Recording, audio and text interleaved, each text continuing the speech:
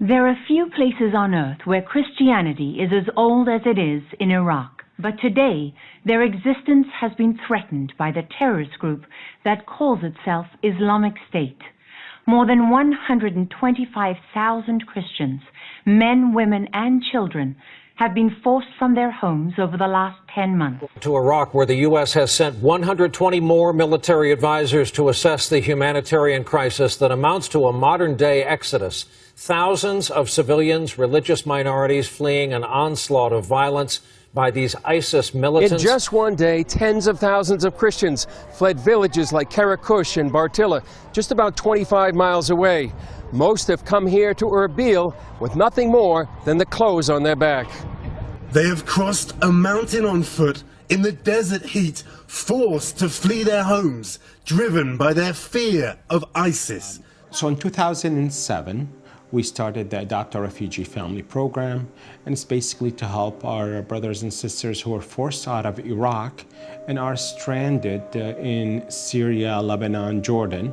In 2014, after ISIS has invaded the Christian villages, Help Iraq was founded and formed in cooperation with the St. Thomas Diocese. And by the way, it was Rafed's idea. We have to do something inside Iraq.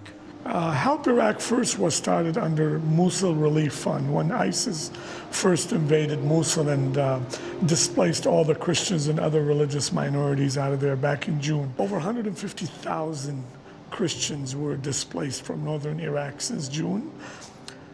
Many of them went to Turkey. There are over 40,000 Chaldean and Iraqi Christians in Turkey, and many of them also went to Jordan and Lebanon.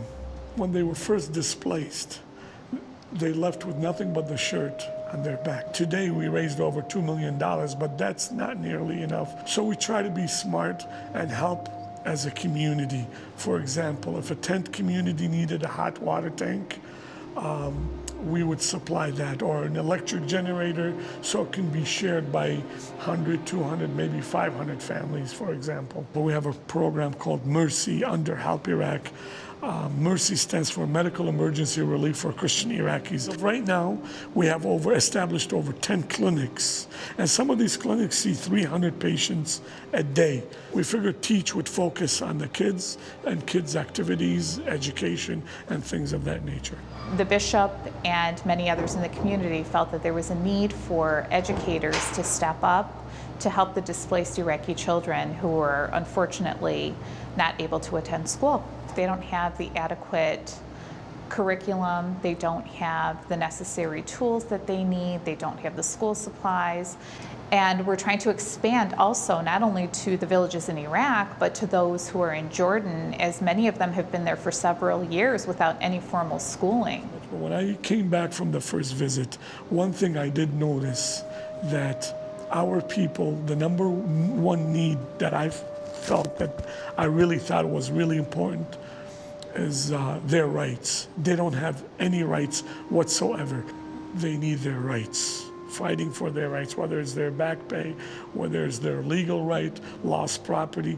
I didn't think it was important before I went to visit the first time, but when I came back, I really thought it was one of the most important things that we need to work on, is to put the justice team. So I met with the bishop and a few lawyers, and they got it going, and they're doing a tremendous job so far.